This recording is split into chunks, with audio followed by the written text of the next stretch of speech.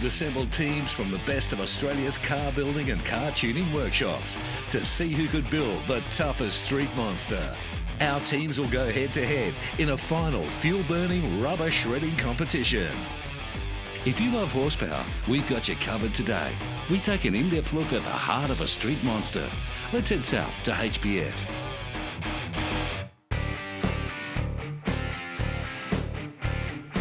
I like seeing cars go faster. I like improving power on cars. Some of the Jeep stuff we've been doing, as you'll see, with the big cube engines and the blowers and stuff, it's good fun. Start off with 240 kilowatts at the wheels and finish up with 500. Ace fun, and the things are bullets. I've always loved cars. As a kid, had Matchbox cars, car stickers on the wall, car posters on the wall, car everything. Everything was about cars.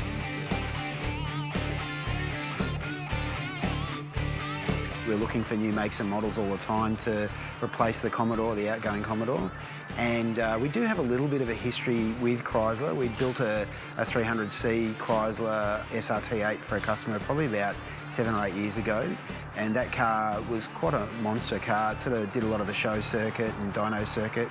And I suppose just through that sort of connection with that vehicle, customers started to bring their 300Cs and Jeeps to us because they run the same engine platform. In the middle of pulling it apart, remove the heads, remove the sump, remove the pistons, get them all sent away, ready for the new ones.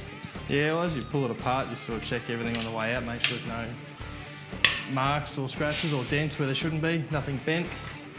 It all looks to be okay at the moment, so we're getting a set of forged pistons to cope with the boost that'll be going into it through the supercharger. And yeah, fresh set of bearings and rings, I think. They're starting to become more and more popular, so a few of them will start coming through the doors. Yeah, the heads aren't too bad. We're going boosted in this motor, so we're not going to gain a lot of horsepower by flying the heads anymore.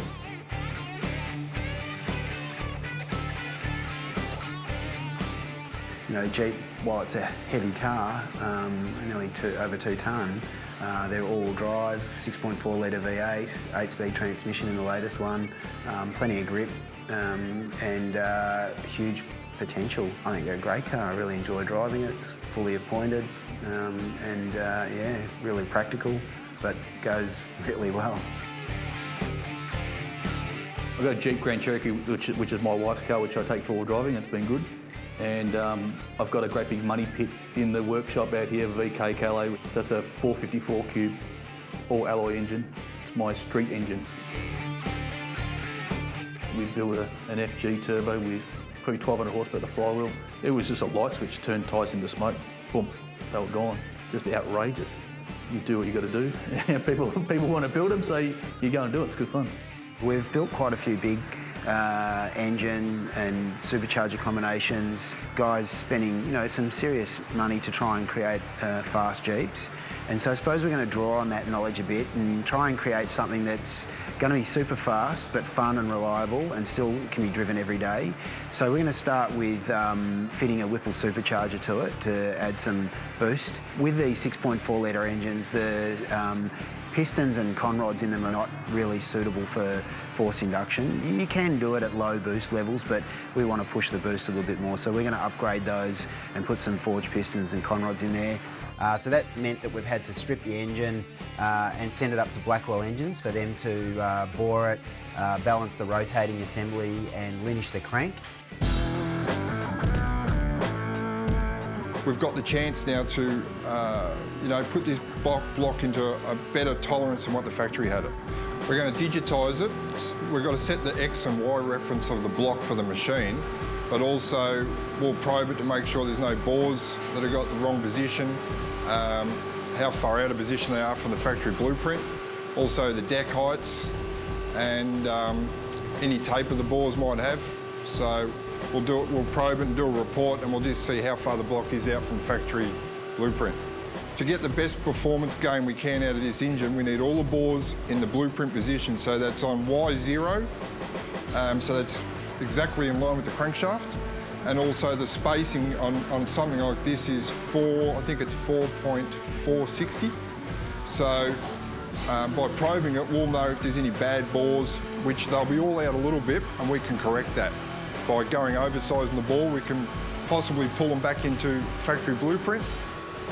End result, you got a block being blueprinted back to factory specs, so everything being on centerline and position is better for performance. The way it was originally designed from the factory, without any machining tolerances. So it's no good it's like having your camshafts degreed in. Well, we're sort of degreeing the cylinder bores in. We're putting them all in their position that they should be. So every cylinder's doing the same amount of work as the next cylinder. It's very surprising how fast some of the blocks are out. It's actually really incredible how far a lot of blocks are out. It's come up, looks pretty good. Looks really good actually. So now we've done that, we'll take it out of the machine, dust it off. We'll strip the main caps and line hone the main tunnel. Then from there it'll go into the honer. All the main caps will get tensioned, torque plates fitted, head studs fitted. We'll hone it, and while it's being honed, we'll also set up and balance the crankshaft. And then wash everything, do all the bearing clearances, and package it ready to go back to Horsepower Factory. Next, we head up to Superformance and check out on the progress of the C10. Later, it's Turbo versus Supercharger. Who will come out on top?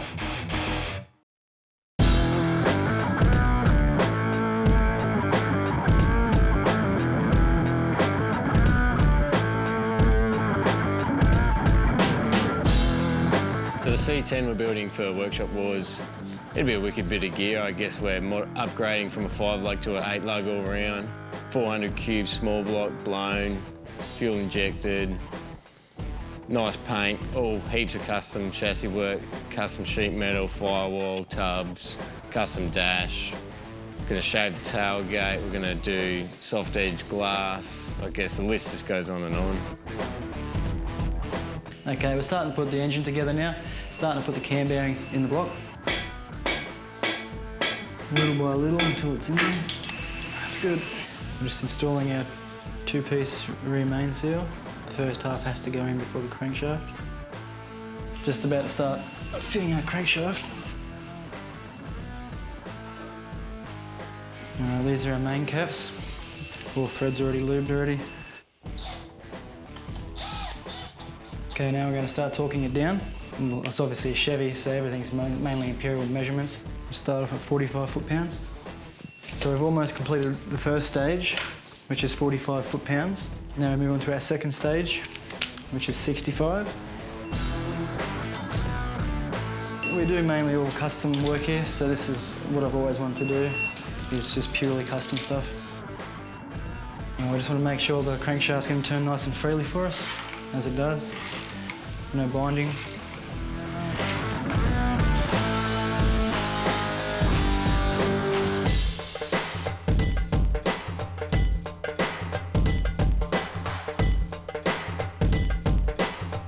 Now that we've eliminated the old frame, the body mounts all stay in the same position because the body mounts are fixed in the body. So we use the old frame purely just to check the body mounts are in the correct location, and then we took all the measurements from those body mounts on the frame. We have modified some of them. Once we squared all the front sheet metal up with a few shims, we added that, and then we actually lifted the body mount locations on the new frame. So we shouldn't have to run any shims, hopefully. We've raised the frame up so it sits up higher and sits level with the seal on the underside. We've cut the hole in the middle of the tub where the notch protrudes through the tub section. We're going to finish welding up the frame, get the frame out of the jig table. About to start installing the first of our pistons into the engine.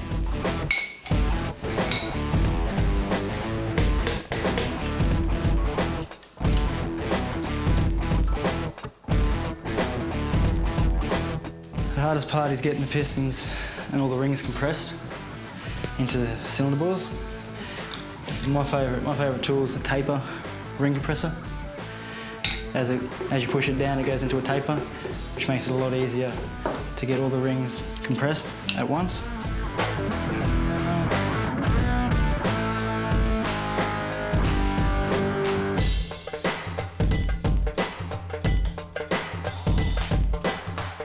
Okay, well I've torqued up all the bottom end, all the rods. Now it's time to check our deck height. When we set our compression ratio, our static compression ratios, we need to know every size. We need to know deck height, we need to know piston CC, we need to know head gasket thickness, we need to know cylinder head CC as well.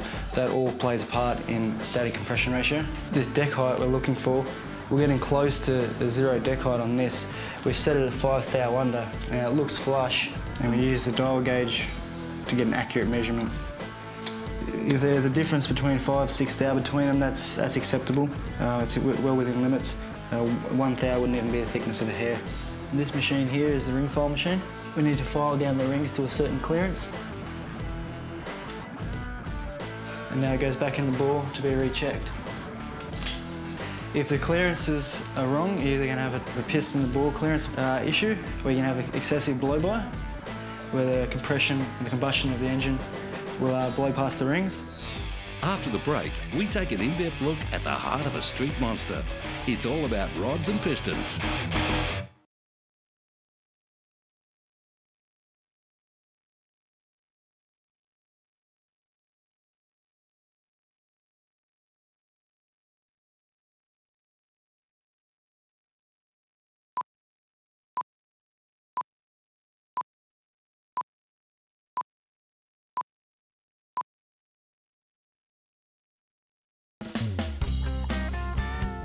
Well, effectively, we're going to hone the bores to finish size. So it's been rough bored in the CNC, which is what Andrew did.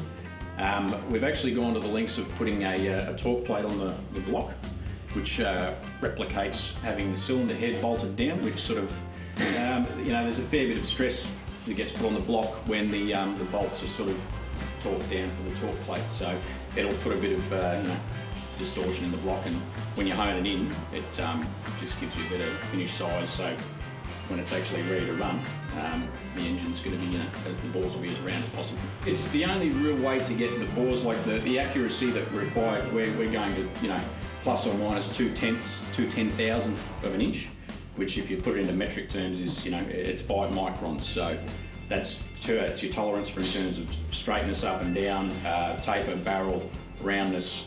So using the honing machine is the only real true way to get that bore as round as we need it to be, for the performance required. So boring's accurate enough in terms of getting something round, but it won't give it the surface finish, which is really, it's critical for your ring bed. And it's just, it's the only real way to go to do it properly. So Ash, obviously we're putting aftermarket pistons and rods in this thing, so we've got to balance the crankshaft. Maybe you can just run me through that process. Right, well, I've made your bob weights up, Yep. but your pistons and rods should be a little bit lighter than the rods that came out of it. Okay. Which means we'll have a little bit of metal to remove, which will make it a good balance. These are the bob weights and they simulate the rod and piston, is that correct? Yeah, so normally you got 2 con rods and 2 pistons hanging off. And when the crankshaft's spinning, there's 2 big end rods spinning off with the crankshaft, but the pistons are going in different directions. So you work out as a percentage of the piston and the rod together to make the bob weight. So basically, because we've gone to a lighter piston and rod, we now need a lighter counterweight to offset that weight of that rod and piston. Yeah. And the opposite way would be if we put a heavier piston and rod on there for some reason, we may need to add weight to the counterweight. We would need to add weight, yes. Yeah. So it's really just balancing out the weight of the rod and piston assembly. That's it. What you do to one side, you've got to do to the other. Yeah, that makes sense. So Rob, we've spun up our crankshaft and it's telling us it wants 31 grams removed around here and 17 grams removed around here. How do you know how deep to drill and how much weight that's actually removing? Is it just an educated guess, or? It's a bit of both. It's an educated guess because 31 grams isn't a lot. Yep. If it was 100 grams, I'd know I'd need a pretty big hole. So how'd we go, Ash? Well, we've got down to 2 grams on the front and 1.5 on the rear, and I would be pretty happy to leave it right there. Yeah, cool. So that's obviously negligible. That's not even anything. When you get down to single digits, you'd never notice, and we try to get within 1 or 2. Yeah, excellent. Awesome. Next up on Workshop Wars, it's red versus blue, as we breathe new life into a couple of Aussie legends.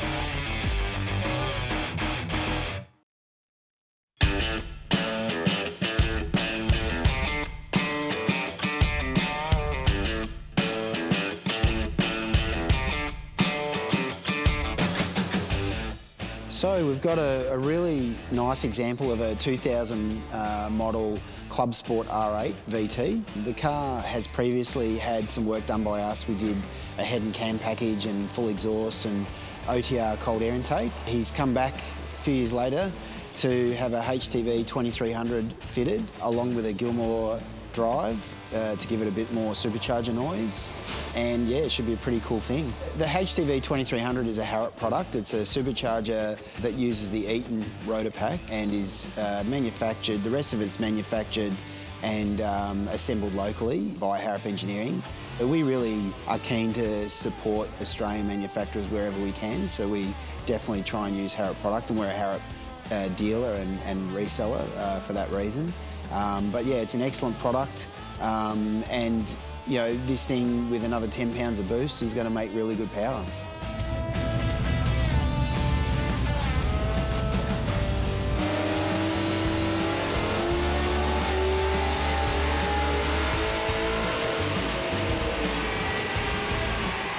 We've got a BA Falcon here. It's turned up with a turbo back exhaust system on it. We're going to upgrade the intercooler. We're going to put a Plazaman 700 horsepower kit on it with a cold air intake. We're going to change the valve springs, take the turbocharger off and put a GDX billet wheel on the front and do a flapper mod so the wastegate can be controlled, set of injectors, fuel pump and tune it up. Standard, they make around about 200 kilowatts of the wheels. We should be able to pretty easily add 100 to that and still keep the engine alive. So we've got a battle of Holden versus Ford, supercharged versus turbo, and we've got a bit of a bet between us two to see who wins the shoot-off, and there's a six-pack on it. The supercharged Clubby might outdo the turbo Falcon. The XR6 was factory. We're doing a turbo upgrade. Valve springs, fuel injectors, fuel pump. Both the cars could be close because one's got 240,000 Ks on it and the other one's got 191,000.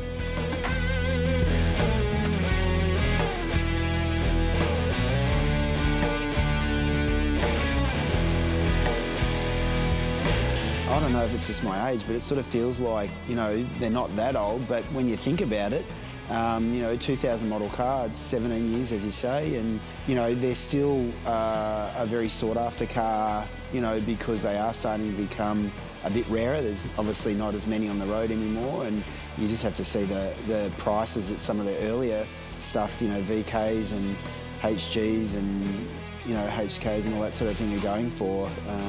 You know, it's not going to be long until these cars are worth good money as well.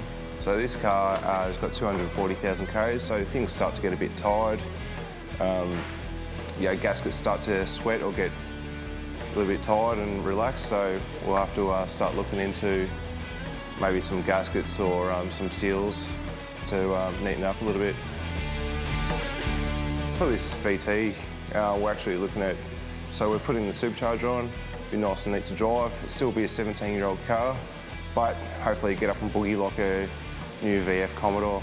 Okay, so BA Falcon, bog stock, no mods at all. We'll rattle off around about the 190 kilowatts at the wheels, and without a tune, without touching it, any mod you sort of do is pointless because the torque reduction will just pull it straight back.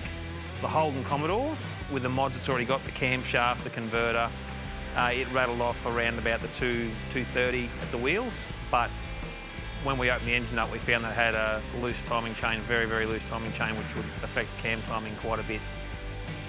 I think Sam's hopes and dreams are going to be shattered quite poorly because BA Falcon, factory engine, unopened, you sort of got to knock it on the head around the 300 mark. The factory rods don't really like to stay together much over that. They tend to bend a little bit. So the VT came in making about 230 at the wheels. But we're going to put a Harrop 2300 on top of that, which is a nice little air pump. It's going to lift the power up quite a bit. They'll generally support up to 400 at the wheels unopened. Well, Sam will be buying drinks for everyone, I think, because that was a silly bet to take. Next week, we go trackside as father and son go karting. It's really good when you hang out with your friends at the track. We check on the progress of the SSV down at the Geelong Performance Centre, and the battle of the turbo and the supercharger heads to the dyno. Can the boosted XR take it to the supercharged Club Sport? If you think you've got what it takes to be part of Workshop Wars, contact us for our next season.